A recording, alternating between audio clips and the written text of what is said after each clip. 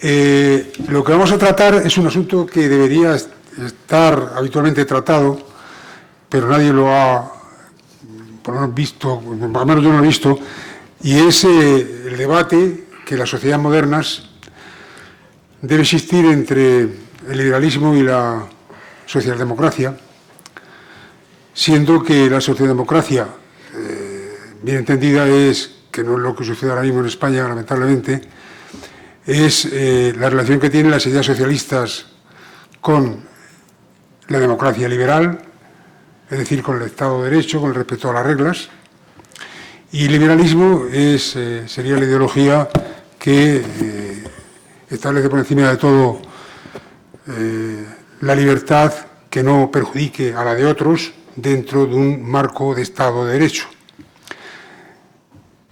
La realidad es que el mundo civilizado al que pertenecemos es todo socialdemócrata y que lo que hay son grados de socialdemocracia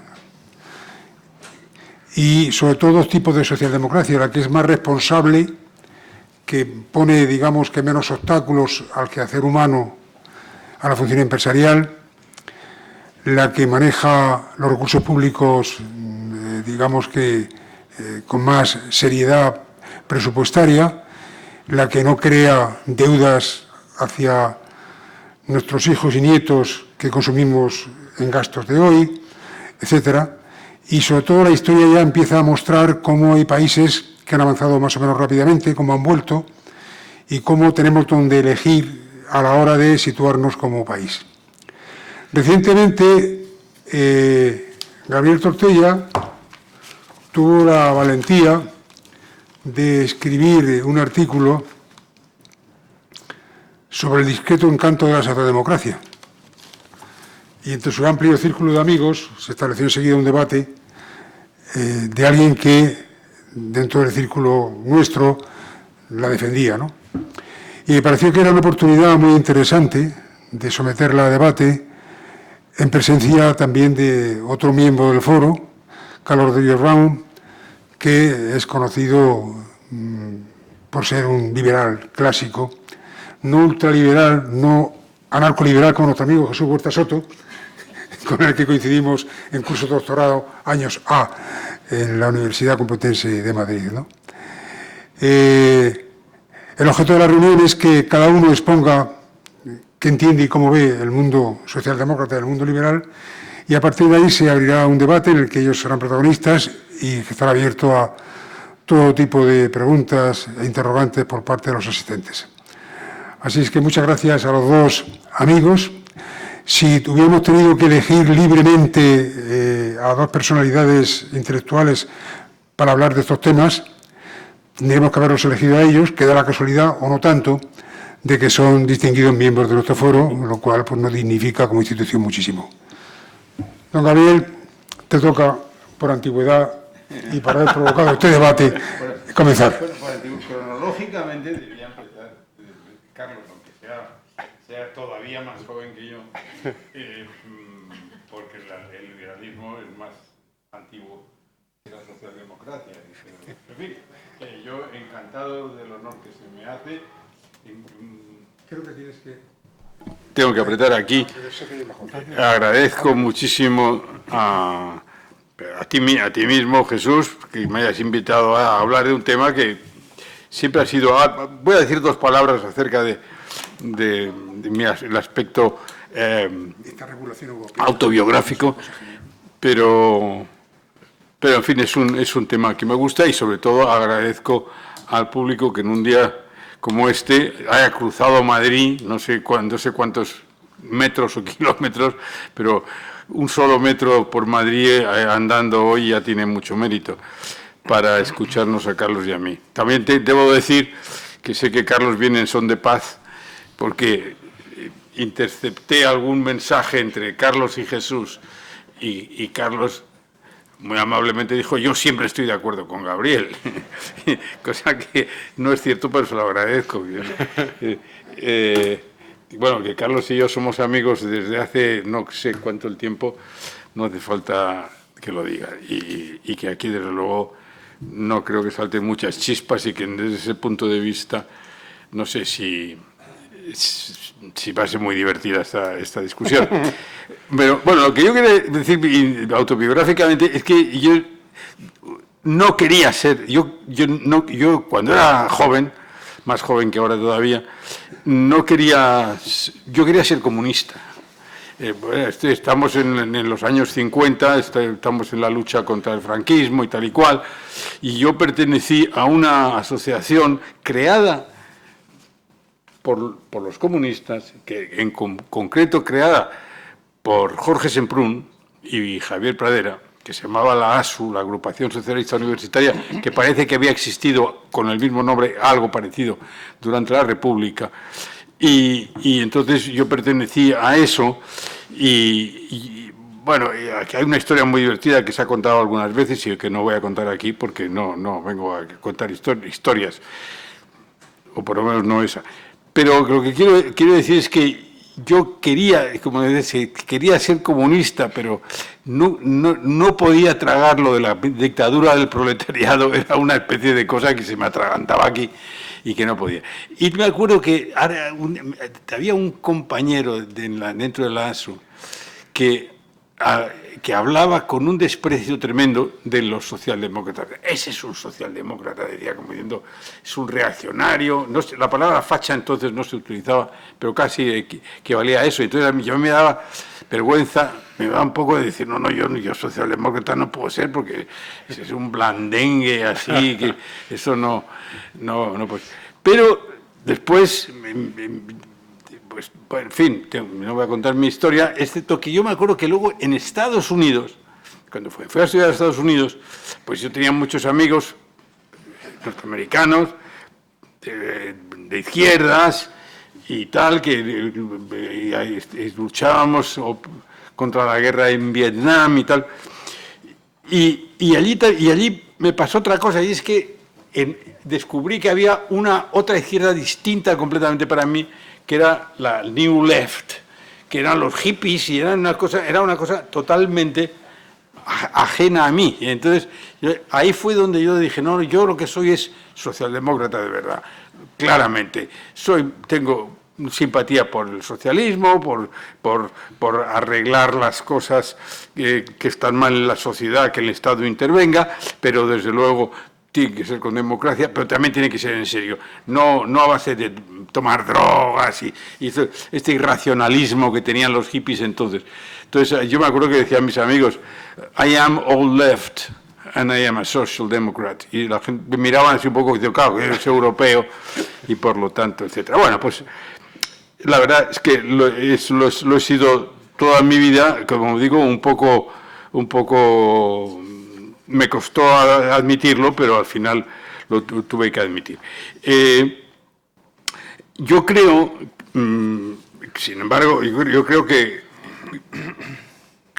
la socialdemocracia es pues yo creo que es muy reciente en realidad. Es decir, es un fenómeno de finales del siglo XIX, se crea a finales del siglo XIX. ¿Por qué? Bueno, el liberalismo, bueno, eso ya lo tendrá que decir Carlos, pero en fin, hay dos tipos de liberalismo, que son el político y el económico, que generalmente van juntos, pero que no siempre van juntos. Yo siempre pongo el ejemplo de mis paisanos catalanes, que generalmente han sido históricamente liberales en lo político y proteccionistas, o sea, no liberales en lo... He dicho son liberales en lo político y no liberales en lo económico, porque quieren que en fin, que el Estado proteja a la industria textil catalana, etcétera.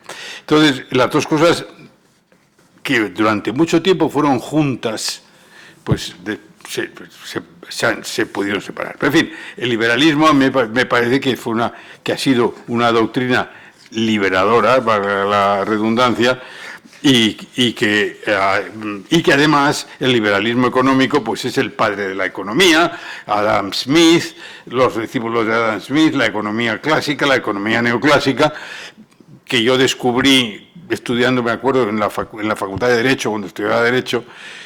Tuve un magnífico profesor, José María Naharro, y cuando yo, que no sabía ni lo que era la economía siquiera, cuando oí hablar a Naharro y le oí explicar los fundamentos de la teoría económica, yo dije, esto es lo mío. A mí el derecho nunca me interesó mucho y en cambio la economía me pareció que era realmente la ciencia racional que me explicaba el comportamiento humano, y desde entonces, y claro, era realmente lo que explicaba Naharro, era la economía liberal, la economía clásica.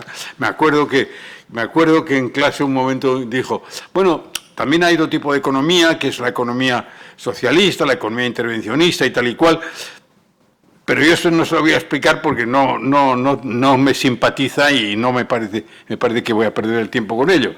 Bueno, lo que quiero decir con esto es que yo tengo un gran respeto, y además yo soy como economista, pues es muy difícil ser economista y no tener un núcleo liberal, porque decir que la economía de mercado, la teoría económica es la descripción de cómo funciona una economía de mercado, una economía liberal. Bueno, entonces creo además que durante el siglo XIX el liberalismo político y el económico vinieron juntos y fueron una liberación para la humanidad. El liberalismo político, hablando muy simplemente, significó la igualdad de los ciudadanos ante la ley, que eso parece que no, pero es una cosa totalmente fundamental. Y en economía significó también, pues, la economía de mercado, la libre competencia, y que lo que trajo consigo fue el crecimiento económico. Es decir, aparece las dos cosas juntas después de las revoluciones del siglo, de principios de final del XVIII, principios del XIX, pues aparece la sociedad política no democrática, pero sí representativa, y la economía liberal, y viene el crecimiento económico, y la verdad es que vienen las consecuencias de la revolución industrial y el tremendo crecimiento económico que tiene lugar en el siglo XIX, que cambia las sociedades, sobre todo europeas y americanas, pero también algunas asiáticas, de una manera revolucionaria. Entonces, ¿por qué socialdemocracia? ¿Para qué? Pues ya tenemos eso. Pero, yo no voy a entrar aquí, pero es el modelo clásico y neoclásico, es muy bonito, pero no tiene en cuenta una serie de características del ser humano y del ser humano en sociedad, que realmente hacen que esa teoría no funcione exactamente como se esperaba que funcionara. Entre otras cosas, recuerdo siempre uno de los críticos, de los grandes críticos, grandes porque era un gran economista, del sistema clásico, John Keynes, ¿no? Dijo o escribió en el Tract on Monetary Reform, que es un folletito que escribió en el año 1922, si no, Carlos lo sabrá mejor que yo, pero es ahí donde dijo esa famosa frase que se ha repetido tantas veces, de a largo plazo todos estamos muertos, que lo que quería decir con eso era que sí, que el mercado funcionaba, pero a veces funcionaba demasiado despacio. Y entonces realmente el Estado tenía que intervenir, porque la lentitud de los procesos económicos podía ser gravísima políticamente. Entonces ese es uno de los problemas del modelo neoclásico, que no tiene en cuenta el tiempo, etcétera. Y hay muchos otros, la tendencia al monopolio, hay una serie de problemas que yo precisamente enumero en este libro, que es precisamente un volumen de homenaje a nuestro amigo Carlos. Pero que yo lo que estoy diciendo aquí es un poco lo que yo digo en ese artículo que escribí en homenaje a Carlos. Y uno de los problemas también que ocurrió con el liberalismo, este liberalismo político, es que no era democrático, era representativo. Pero, es decir, durante el siglo XIX la economía creció mucho, pero las clases sociales, aunque fueran teóricamente iguales ante la ley, no eran iguales. Es decir, sobre todo, la clase media y alta votaba y elegía a sus representantes en el Parlamento, pero los que no pagaban impuestos, básicamente, es decir, los pobres, no votaban. Entonces, los partidos representados en el Parlamento, los parlamentos del siglo XIX, en general, estoy hablando con mucha generalidad, pero era básicamente esto, se llamaba el sufragio censitario, es decir, se votaba por censo y por lo tanto, había es decir, los trabajadores manuales, generalmente, que gente humilde, pues realmente no estaba representada en el Parlamento y por lo tanto pues aguantaba mecha, es decir, entre otras, todas las fluctuaciones económicas y todo cual, los que pagaban sobre todo las fluctuaciones económicas, es decir, las crisis, eran estos trabajadores que no tenían representación en el Parlamento y que cuando había una crisis y había paro y bajaban los precios y tal, pues se quedaban en la calle o tenían que aceptar unos salarios de miseria y todo eso, claro, esta tensión entre clases en el siglo XIX es muy clara y entonces da lugar precisamente a Marx y a todo el socialismo revolucionario, el revolucionarismo, etcétera, etcétera, y tal. Bueno, sin embargo, dando unos saltos tremendos, pero a pesar de que Marx decía que solo una revolución, todavía hay unos tíos que comentan artículos en el periódico digital donde yo escribo, que es The Objective, se llama. Hay siempre unos comentaristas que dicen, sin revolución no hay solución. Y a mí me hace una gracia tremenda. Todavía en el bien entrado el siglo XXI, todavía hay unos tíos que dicen, sin revolución no hay solución. Yo tengo mucha simpatía por la revolución. Acabo de escribir un libro poniendo las revoluciones bastante bien, pero vamos, a estas alturas me parece que ya está un poco la fórmula un poquitín superada. Pero el caso es que así, que no era una sociedad democrática. Me gustaría, las mujeres también estaban discriminadas, es decir, las mujeres no votaban tampoco, y eso también se notaba. Precisamente, un personaje que yo he descubierto y al que admiro profundamente, que he descubierto precisamente, no he descubierto, he descubierto su historia de la Revolución Francesa, que es magnífica. Es una mujer que se llama Madame de Staël. Yo había estudiado Madame de Staël en literatura en el bachillerato, pero Madame de Staël escribió una magnífica historia de la Revolución Francesa que ella misma vivió, porque fue totalmente contemporánea, y después escribió mucho sobre política. Es una personaje. Y bueno, Madame de Staël es una personaje fascinante.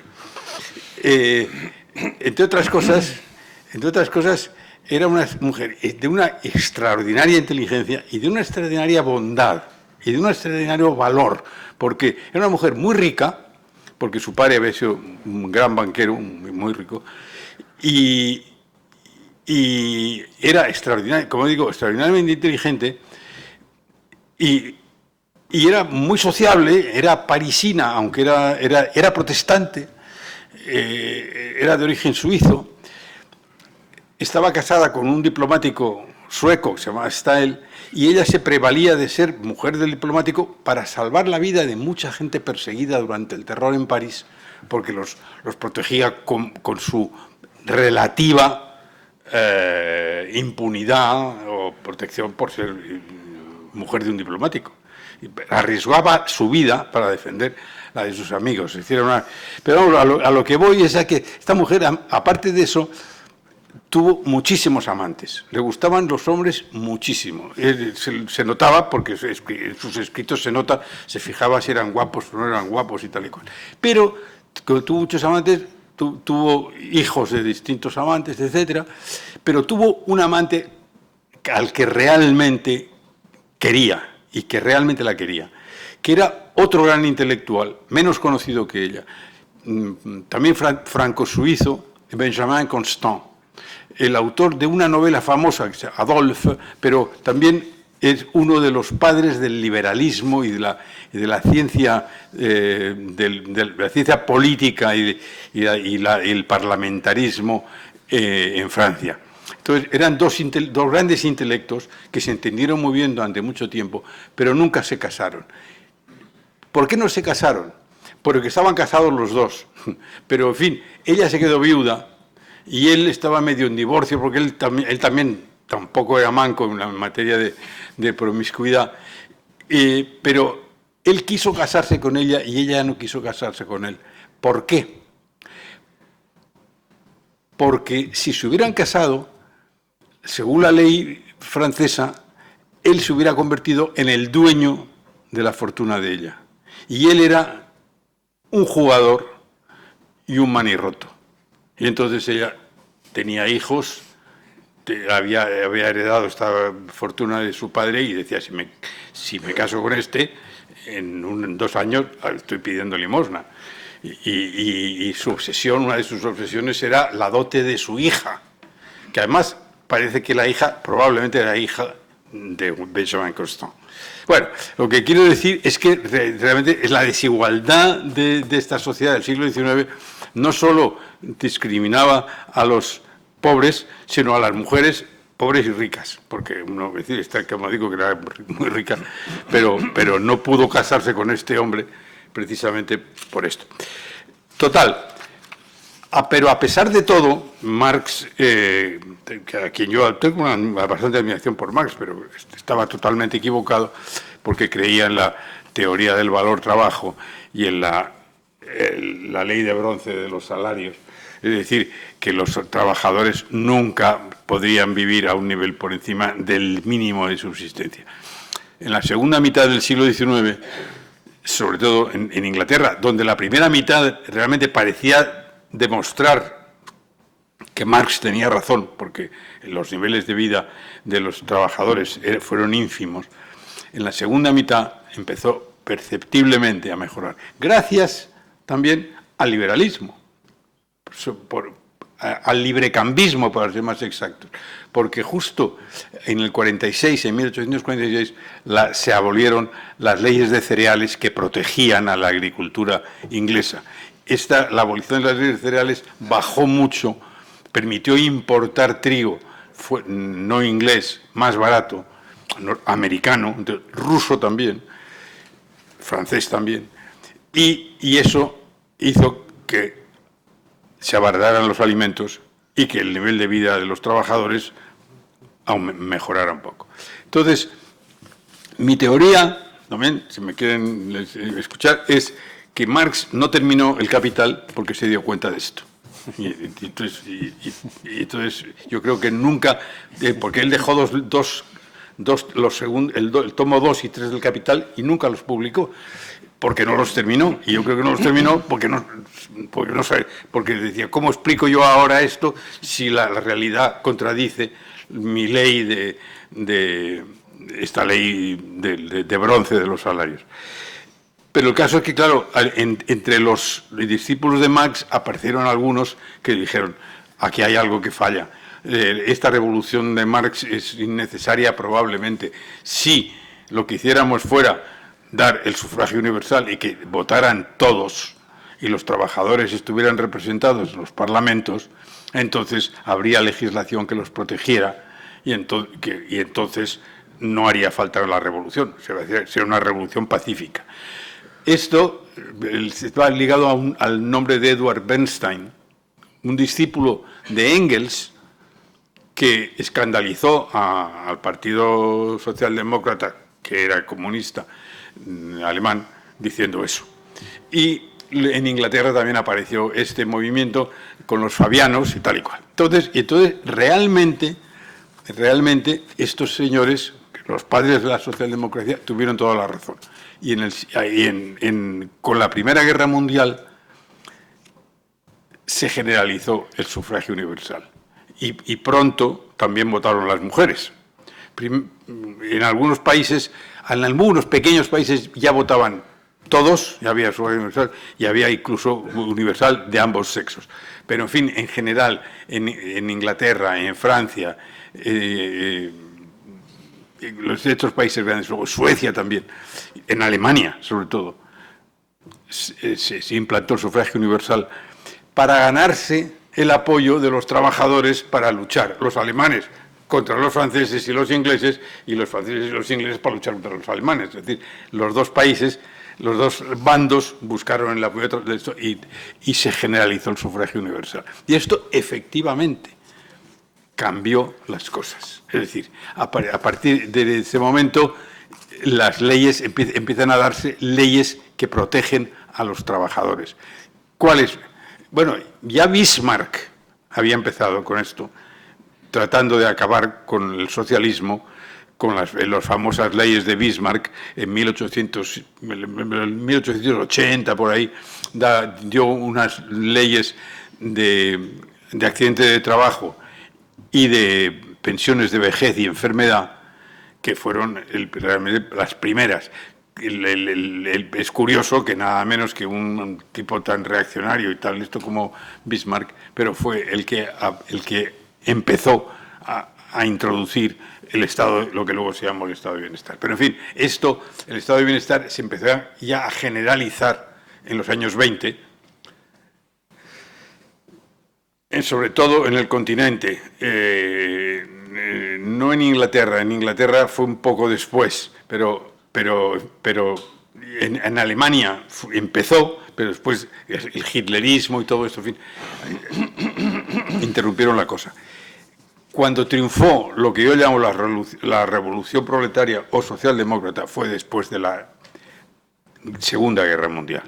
Pero vamos, si ya se había empezado, iríamos país por país y viendo cómo la legislación de seguro de paro, seguro de enfermedad, etcétera, etcétera, que se empiezan ya a dar en los años 20 y 30, después vino el famoso informe de William Beveridge en Inglaterra, hace 41 o 42, y esto fue ya realmente la teoría de la socialdemocracia, del estado de bienestar, de la intervención del Estado y el papel asistencial del Estado. Esto se impone generalmente en casi todo el mundo avanzado desde 1945 hasta 1975 aproximadamente, los 30 años maravillosos que les ha llamado, en los franceses le llaman los 30 gloriosos y tal y cual. En fin, bueno,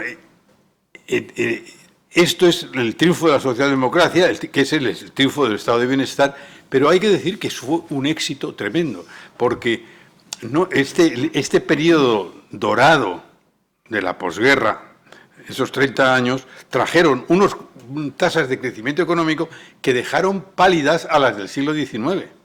El crecimiento económico de Europa y de Estados Unidos fue mucho más rápido durante este periodo que durante el anterior.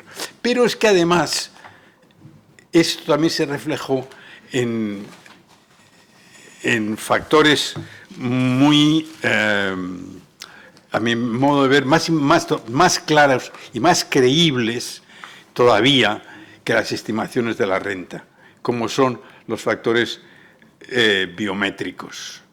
Es decir, durante este periodo, las expectativas de vida aumentan de una manera impresionante. Es decir, la vida media, la longevidad del ser humano se dobla, cosa que no había ocurrido nunca. Es decir, a principios del siglo XX, la esperanza de vida humana media en el mundo se calcula así, en torno a 30 años.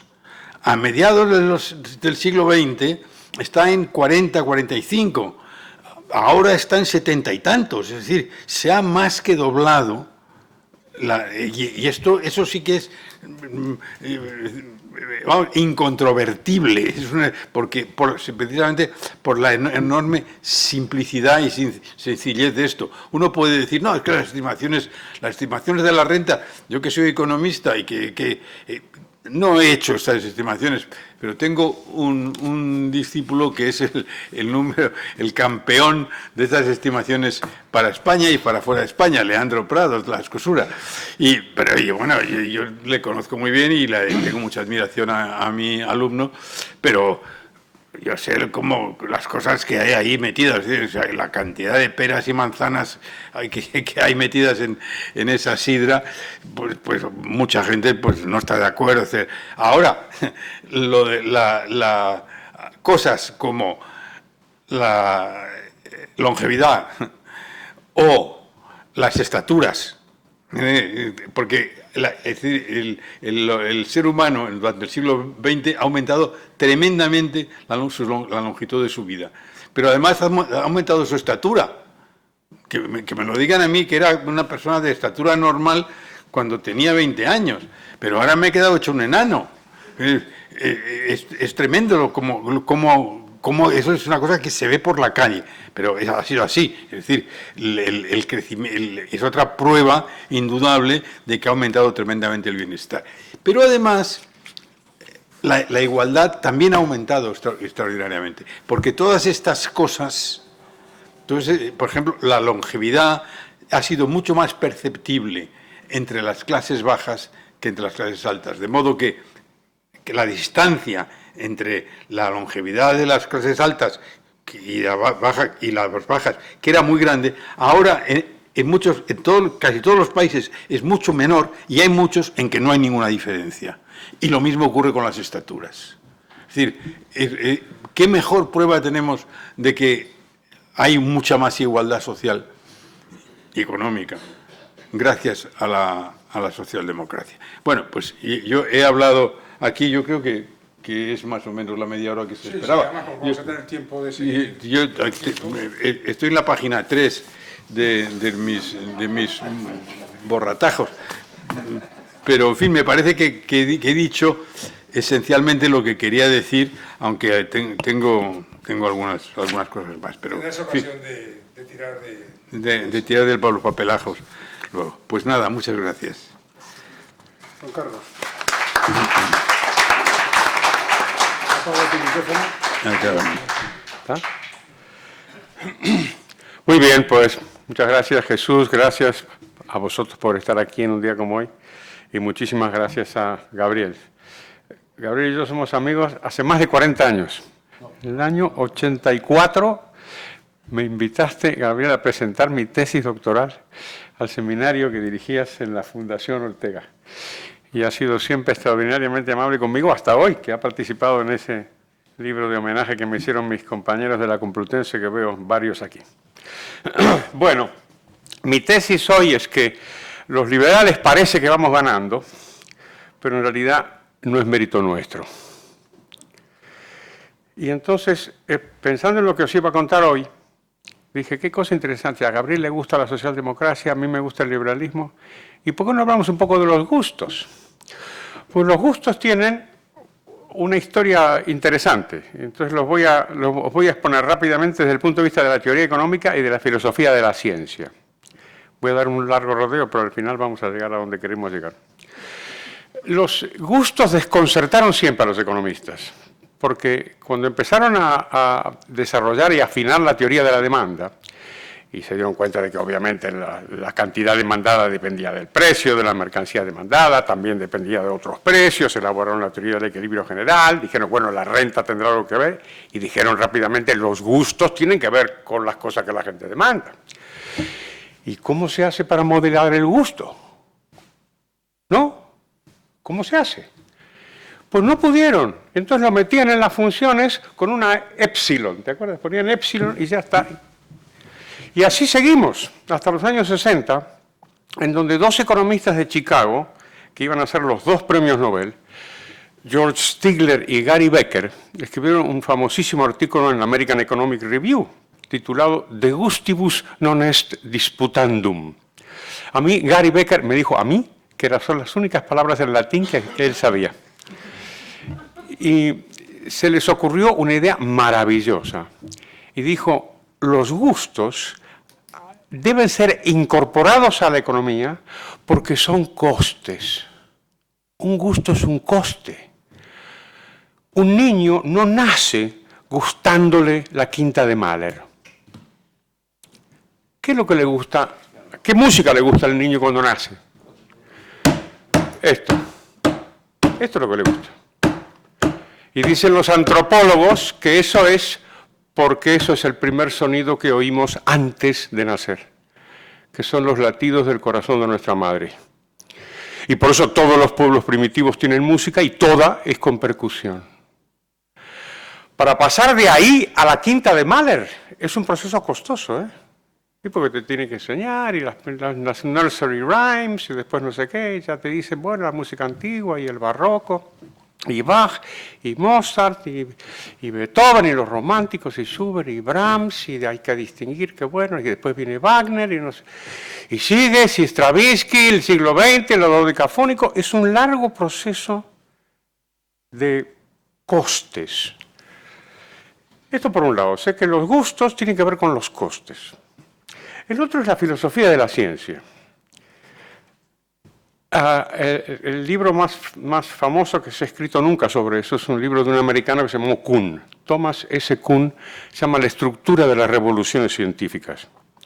Y este hombre lo que hizo fue demostrar que los científicos en realidad no eran popperianos, es decir, no estaban buscando siempre refutar sus teorías, sino que al contrario, se aferraban a una teoría, que él llamó el paradigma, e intentaban defenderla, intentaban protegerla. Y solo al final, cuando ya era insostenible, entonces cambiaban. Y cambiaban todos a la vez, hacia un nuevo paradigma al cual también se aferraban. Esa conducta la hace la gente, los científicos y todo el mundo. Nos aferramos a estas ideas. ¿Se puede contar un chiste, no? Voy a contar un chiste. Me gustan mucho los chistes de profesores. Este era un profesor que estaba enseñando óptica. Era un profesor muy arrogante, como solemos ser los profesores. Entonces les enseñaba a los alumnos y les decía, alumnos queridos, os voy a enseñar óptica. ¿Por qué tenemos dos ojos los seres humanos? Para enfocar, queridos alumnos. Nos tapamos un ojo y nos tropezaremos con las piedras y tal. ¿Y por qué se salvó Ulises cuando escapaba de las rocas que le arrojaba Polifemo? Porque Polifemo era un cíclope y tenía un solo ojo, por eso pudo escaparse Ulises. Entonces se levanta la mano un niño y dice, no, señor profesor, no era por eso. Era porque antes Ulises y sus hombres le habían clavado a Polifemo en ese único ojo una estaca. Entonces se hace un silencio y el profesor golpea la mesa y dice, bueno, además era por eso. Bueno, pues así somos. La gente normalmente es así. Y tendemos a blindarnos y a proteger nuestras teorías en todos los sentidos. Y lo hacemos todos. El otro día, hace unos años, escuché a un líder del comunismo español que se llama Gaspar Llamazares. Maravilloso, maravilloso. Que al final, digamos, enfrentado ante el carácter genocida del comunismo, porque es irrefutable, como decía Gabriel, dijo, si un comunista es un asesino, entonces no es comunista. Dijo, uy, qué fácil, ¿no? Qué cosa más sencilla, ¿no? Nos metemos en ese tipo de trampa, como la de Epiménides, que todos los cretenses son mentirosos, que si dice la verdad miente, si miente dice la verdad. Jugamos permanentemente con esas ideas, ¿no? Y ahí también se mezclan los gustos. Entonces os cuento otro chiste de profesores. Y es un alumno que va a examinarse de química, no sabe nada. Era en la vieja época del colegio, te hacían pruebas orales.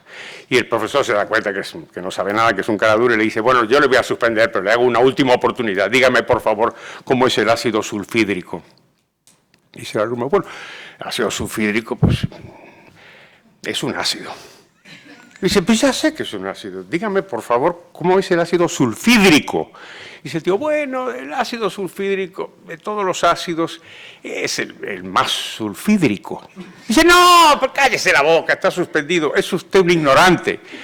Todo el mundo sabe que la propiedad del ácido sulfídrico es que huele muy mal. Y dice el alumno, eso va en gustos, a mí me agrada. Bueno, pues este panorama yo creo que nos permite explicar, entrar en la tesis que quiero defender, ¿no? Y es que tenemos gustos que pueden ser muy arbitrarios, pero lo que no podemos es permanentemente eludir los costes. Y yo creo que eso es lo que ha pasado con el liberalismo y con el socialismo. El liberalismo es es muy irritante, ¿no? Porque permanentemente te va marcando los costes. Entonces levanta la mano y señala los costes. Señaló desde el principio, por ejemplo, que el comunismo no iba a funcionar. Muy al principio, ¿eh? Los austríacos, Mises escribió un libro sobre esto en 1922. O sea, el comunismo tenía 5 años de vida nada más. Y por supuesto fascinaba, porque siempre ha fascinado a los intelectuales, y unos poquitos liberales levantaron la mano y dijeron que no iba a funcionar. Y después vino Hayek, elaborando por esa misma línea, y después hubo, pues eso, pensadores liberales de diverso tipo que señalaron los costes. El socialismo no puede funcionar porque no tiene en cuenta los costes, no tiene en cuenta el funcionamiento del mercado, no puede replicar el mercado, que era, aunque no creáis, algo que seriamente pensaban los economistas, gente muy sabia, ¿eh?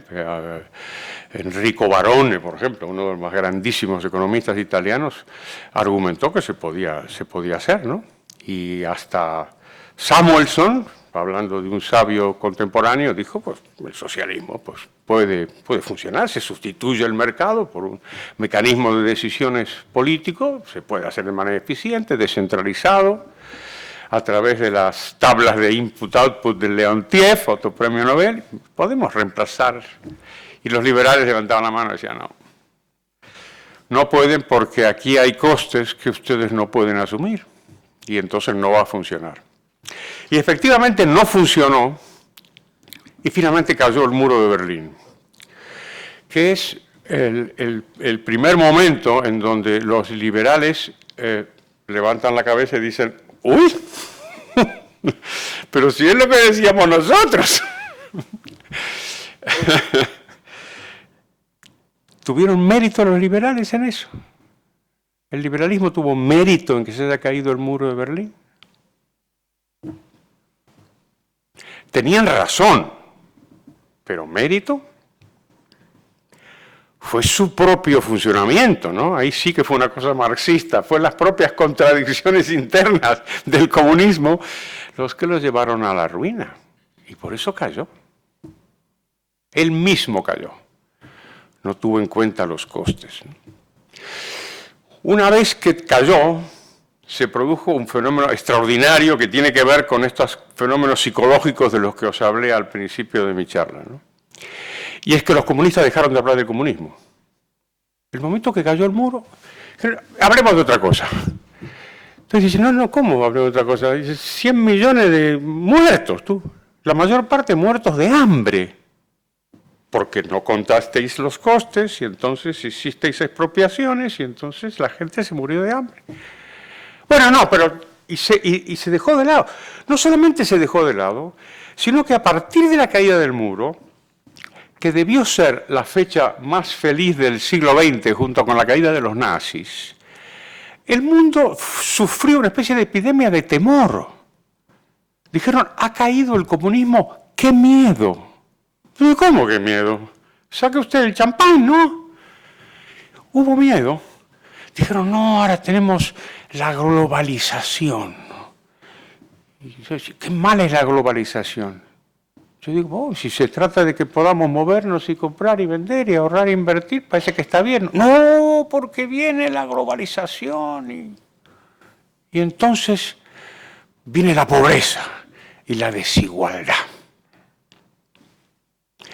La pobreza lo acaba de contar Gabriel, fue un camelo. Es decir, el mundo cada vez ha sido menos pobre, y sobre todo después de la caída del muro de Berlín, donde cientos de millones de personas dejaron atrás la pobreza extrema. Esto no se puede dudar, eso es incuestionable. Entonces dijeron, no, ahora es la desigualdad. Muy importante la desigualdad. Decía, sí, estamos en un mundo más desigual. Y un economista español, me encanta llamarle español porque es un independentista catalán y se le joroba mucho esto, que se llama Xavier Sala Martín, fue el primero que se puso a hacer números sobre la desigualdad mundial. Después hubo muchos, incluido por supuesto Leandro, al que ha mencionado Gabriel. Y el tipo dijo, no puede ser que la desigualdad en el mundo aumente. Si están saliendo de la extrema pobreza los países más poblados del planeta, y la aritmética no ha sido abolida, gracias a Dios, pues no puede ser, la desigualdad tiene que haber disminuido. La midió y había disminuido. Y entonces vino Piketty y dijo, no, todo va mal, pero es otra cosa. Es la desigualdad adentro de los países. Digo, haberlo dicho antes, tú. Es ese proceso, el proceso de eso va en gustos, a mí me agrada, ¿no? Y además era por eso. ¿Sí? Se aferran a algo para criticar el capitalismo, que cambió de nombre a la globalización, después a una cosa que se llama neoliberalismo, que nunca supe muy bien exactamente lo que quiere decir. Porque normalmente o el neoliberalismo es el liberalismo de toda la vida, en cuyo caso el prefijo es prescindible, o bien quiere decir cualquier cosa, en cuyo caso pues también es prescindible. Pero en fin, lo importante es que se dejó hablar del capitalismo, del neoliberalismo. Todo fue un proceso de intentar ocultar los costes. Y entonces vamos al final, lo último que está pasando ahora. ¿Qué es lo del estado del bienestar? Que por cierto, qué nombre más bueno, ¿eh? Qué nombre más bueno. Parece que si achica el estado, se achica el bienestar, ¿no? ¿Qué invento más bueno? Es un invento que no es socialista, lo dijo Gabriel. Bismarck de socialista tenía poco, ¿no? El mundo de las historias de las ideas tienen unos itinerarios que resultan llamativos, ¿no? Cuando se haga, por ejemplo, la historia de las privatizaciones en los años 80, uno va a comprender con estupor que todos los países del mundo privatizaron. Daba lo mismo Thatcher que Reagan, Felipe González en España, Menem en Argentina, Carlos Andrés Pérez en Venezuela, todo el mundo. O sea que esto funciona con unas olas y con unas dinámicas que no responden a estas categorías simplificadoras con las cuales nos manejamos, ¿no? Y entonces, así como la caída del muro de Berlín es una gran victoria del liberalismo, no por mérito nuestro, sino porque la máquina no funcionaba como habían dicho los liberales, con el estado del bienestar están empezando a pasar cosas que antes no pasaban. ¿Cuál es la explicación de los, cómo le llaman, los 30 gloriosos, esos 30 años gloriosos desde finales de la Segunda Guerra, desde el 50 hasta el 80, digamos? Que los estados crecieron y nadie se opuso. No hubo reacción ante el crecimiento del Estado. Y pasó en todos los países. Ahora ya no pasa. Y ya empieza a haber alguna grieta en el Estado. En nuestro país, en España, tenemos un ejemplo luminoso, que es Felipe González. Felipe González ganó 4 elecciones generales seguidas, 3 con mayoría absoluta. Es de los gobernantes democráticos de mayor éxito de la historia del mundo, ¿vale? En cada elección había subido los impuestos con respecto a la elección anterior y seguía ganando. Eso igual ya no pasa más. Hay un momento en donde se produce una especie de quiebra en la lógica del estado del bienestar. Y es cuando un número determinado de gente ya no se cree que la transacción peculiar que mantiene con el Estado le conviene a ella. Al principio, en los primeros pasos de los estados de bienestar, es muy atractivo. ¿Por qué? Porque te da cosas y crees que no la pagas tú. ¿Ya sabéis cuál es el mejor impuesto? El que paga otro. Ese impuesto estamos todos a favor. En un momento dado, eso ya no pasa más. Y entonces yo tengo una ley de crecimiento del Estado, que hacerme el favor de citarme para que yo sea rico y famoso, que ya me quiero retirar, ¿vale? La ley fiscal de Rodríguez Brown dice así: el gasto público aumenta hasta que la rentabilidad política del último euro gastado es inferior al coste político del último euro recaudado. Ahí es cuando empieza a haber problemas, porque ya no puedes vender el discurso de que qué bueno es el estado del bienestar, aparte de ese nombre maravilloso, que a usted, ciudadano, le conviene relacionarse con el Estado porque el balance va a estar a su favor. A determinado nivel del Estado eso es imposible. Es que no dan los números, no se puede. El discurso machaca permanentemente contra los ricos. ¿No habéis visto que todo el mundo habla de los ricos? A los ricos, a por ellos, asquerosos ricos. Mira los números y no dan, ¿eh? Le puedes quitar todo a los ricos, todo, y no te da. Tienes que quitarle a la gente normal, corriente, masivamente el dinero. Y confiar en que no se dé cuenta. El Estado ha consistido en eso.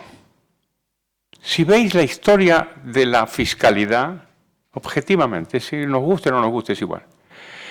Todo consiste en hacer propaganda constante del gasto para que se vea siempre el gasto y ocultar siempre los costes. Otra vez los costes, ocultarlos. Por eso yo digo, siempre que si queréis una prueba de la existencia de Satanás, son las retenciones. Es el mecanismo más diabólico que se ha inventado nunca. La gente se acostumbra a calcular en neto, en su nómina, mira el neto, no mira el bruto. ¿Está? Todo es para ocultarlo, todo está metido. Las formas de recaudar son maravillosas. Las multas de tráfico, por ejemplo. ¿Sabéis que son una parte importante de los ingresos fiscales? Bueno, ¿qué significa eso? Pues que están en ese umbral, el Estado está en ese umbral. La grieta del estado del bienestar, que es lo que no ha mencionado Gabriel, es un punto de discusión, es eso. Es que está la gente ahí. Y por eso, cuando tú hablabas, Jesús, de los socialdemócratas que son responsables y que quieren controlar la deuda pública, name me one. Just one. Ninguno hay. Ni socialistas, ni de derechas, ni ninguno. ¿Por qué creéis que explota la deuda pública? ¿Por qué? Porque no se ve. Es una fiscalidad que se demora, que se patea hacia adelante y eventualmente gobernará otro partido. Y da lo mismo que sea España, Estados Unidos, Francia, Italia, en todas partes es igual. ¿Por qué? Por esto. Entonces, a lo mejor, y con esto termino, ya abrimos la discusión, a lo mejor lo que tenemos es que igual algún día pues se pone en cuestión el estado del bienestar. Y otra vez, no será mérito de los liberales. Muchas gracias.